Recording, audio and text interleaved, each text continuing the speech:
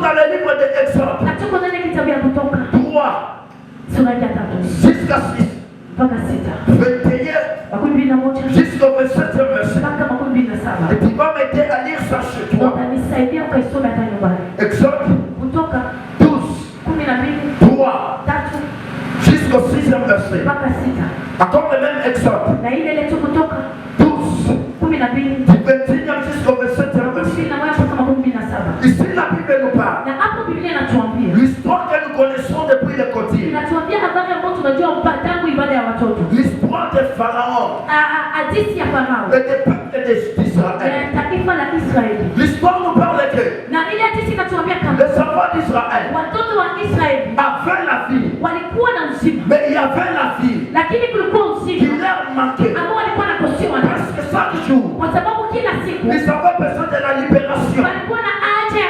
Ils avaient besoin de la domination. Ils avaient besoin aussi que nous soyons libres.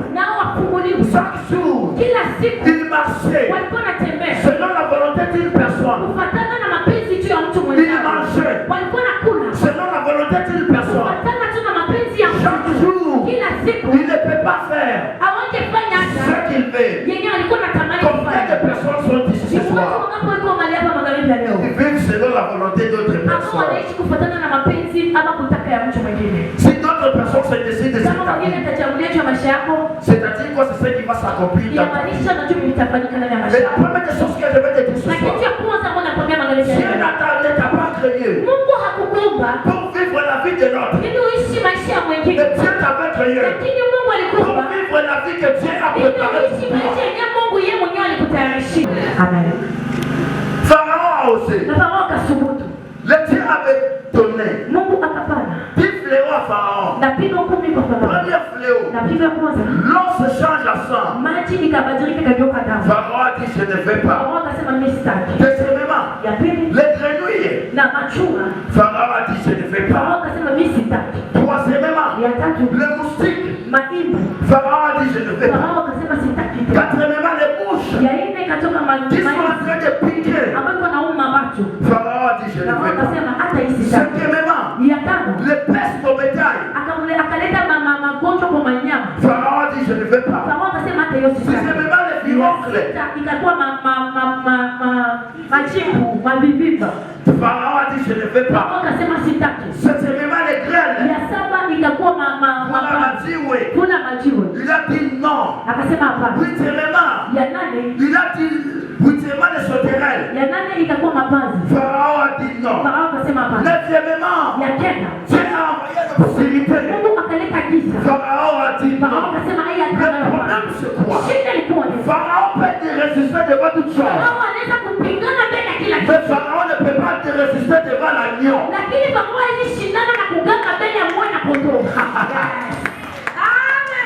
Ça veut dire quoi?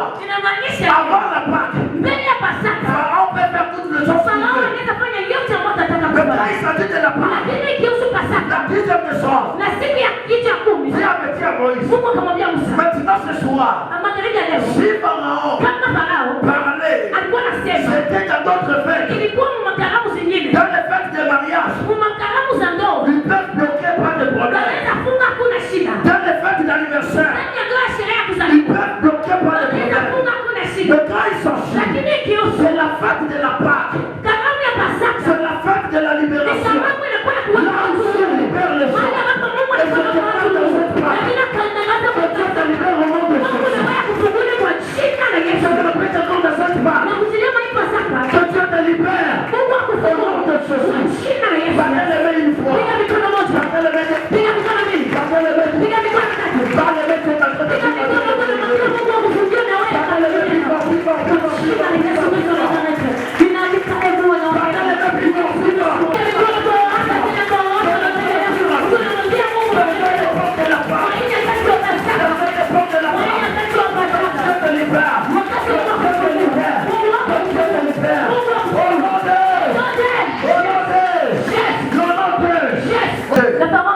C'était maintenant les dernières séances. Dernière séance. Dieu avait dit à Moïse, la nuit là-bas. Vous allez prendre l'agneau. Vous allez prendre l'agneau. L'agneau là-bas. Vous allez égorger. Vous allez prendre l'agneau. Son sang là-bas. Vous allez mettre ça. Vous allez mettre ça sur le letton de la maison. Quand je serai en train de passer, premièrement d'abord, moi je vais tuer les premiers. Et deuxièmement aussi, Pharaon va vous libérer. Et dans toutes les conditions, cet agneau là-bas, vous ne devrez pas briser les os. Vous mangez simplement. Et quand vous allez manger cet agneau là-bas, soyez en position de partir. Vous allez manger ça debout, pas en état assis. C'est-à-dire quoi? Donc quand nous parlons de l'agneau, l'agneau ce n'est pas deux ou trois choses. Parce que Jean-Baptiste, quand il baptisait, Jésus est venu. La première des choses, il n'a pas dit voici Jésus. Il n'a pas dit voici le Fils de Dieu. Mais il a dit voici l'agneau de Dieu qui allait le péché. Jean-Baptiste aussi a vu l'agneau. C'est-à-dire quoi? Tu ne peux pas voir Jésus-Christ, c'est ça pour avoir l'agneau. Tu ne peux pas voir. Donc bien tu ne peux pas parler de Jésus. Ça pour autant parler de l'agneau. Et la Bible déclare, la nuit, ils ont pris l'agneau. Ils ont pris le sang. Et je sais venir, mais ils ont pris le sang. Ils ont pris le sang. Ils ont mis le sang sur le letton de la maison. C'est pour cela aussi, la même nuit, ils s'étaient libérés. C'est là où maintenant la Pâque a commencé. C'est là où maintenant la semaine de Jésus, a commencé. C'est-à-dire que premièrement, la Pâque, c'est le signe de la libération. C'est un signe de la libération. La Pâque, c'est un signe que le sang de Jésus-Christ nous protège. La Pâque, c'est un signe que nous n'appartenons pas à Pharaon, mais nous appartenons à Dieu. C'est pour cela que Dieu m'envoie des témoins. Le problème qui t'avait résisté à ce jour de la Pâque, c'est la journée de la libération. C'est la journée de la libération. Parce que la Bible déclare, l'agneau de Dieu était immolé pour nous, pour que moi, nous soyons sauvés. Bien aimé, je te dis ce soir, en dehors de Jésus-Christ, il n'y a pas la vie. On pourrait être les bons voyous. Imaginez-moi voyou. Et bon voyou. Qui pourrait me résister? Personne. Quel esprit pourrait résister? Personne. Qui peut nous résister? Personne. Mais nous nous sommes dit quoi? Nous laissons toutes ces choses là-bas. Mais nous donnons notre vie à Dieu. Nous donnons notre vie à Dieu. Nous donnons notre vie à Dieu. La vie c'est en Jésus. En dehors de Jésus-Christ, il n'y a pas la vie. Le monde peut te montrer les bonnes choses aujourd'hui. Le même monde de là-bas va te montrer de mauvaises choses. Satan c'est une mauvaise personne. Il peut te donner les choses, mais avec un gros marteau. Quand il prend, il t'écorce en. Frère, la Pâque, c'est la fête de la libération. Là où Pharaon ne pourrait plus même résister.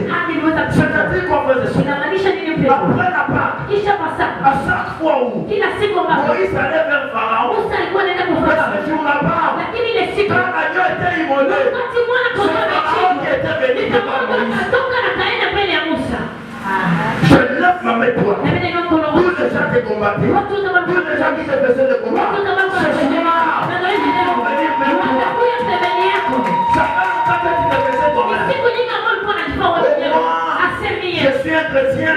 Je suis un chrétien, malgré que je n'ai pas de problème avec eux, je vais aller arranger. C'était avant la Pâque. Mais après la Pâque, c'est elle-même qui va venir arranger.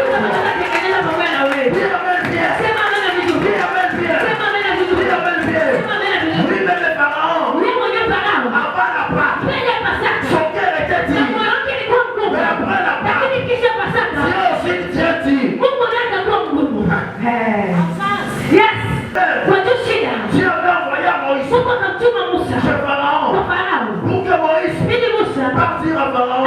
Dieu a besoin que son peuple parle l'adorer. Donc l'adoration, c'est le droit de Dieu.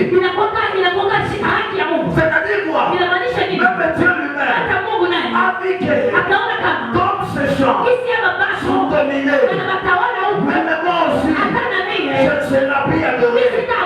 Pourquoi Dieu ne va plus te laisser dans les mains du diable, dans les mains de tes ennemis? Parce que quand tu souffres, Dieu aussi souffre.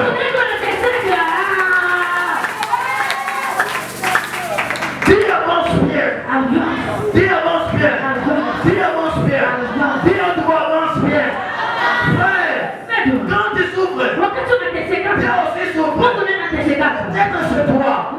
Peut-être c'est toi qui prie beaucoup pour l'église. Quand tu es dans les difficultés, tu n'auras plus le courage de prier.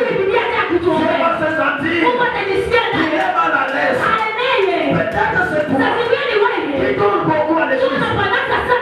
Si tu n'es pas venu, c'est pas toi. Il y a un manque. C'est quoi? Après la Pâque, on n'a pas le temps de négocier nos droits. Frère, quand tu es l'enfant de Dieu, toutes sortes de ce monde, ce sont des droits. Tu as les droits d'être béni. Tu as les droits d'être élevé. Cette vague-ci, ton droit sera pas revenu deux fois. Ça va revenir fois 3. Ça va revenir fois 4. Ça va revenir fois 5. Ça va revenir fois 6. Ça va revenir fois 7. Ça va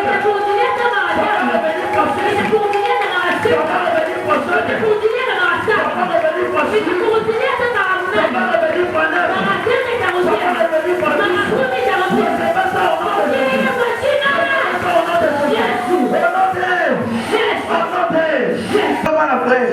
ulikuwa na uhuru ya kweli. Mungu anatokeza kwa kweli na tena kuwa kweli. Nasemesha wote après la Pâque, la Bible déclare les enfants d'Israël étaient devenus des saints parce qu'il y a les sang. Le sang qui les avait rachetés. Les pharaons, tous les peuples d'Israël se sont devenus des dieux. Même les pharaons, il était un dieu. Il était à cette époque. Mais lui il pensait qu'il était un dieu. Mais il a donné sa divinité. Il avait donné avant l'esclavagisme à sa divinité. Est-ce qu'on peut acclamer pour la série? Pharaon pensait qu'il était un dieu. Mais devant les enfants d'Israël, il pensait que ce sont les esclaves. Mais il avait donné sa divinité. Dis-moi comment. Parce que la Bible déclare Joseph, moi je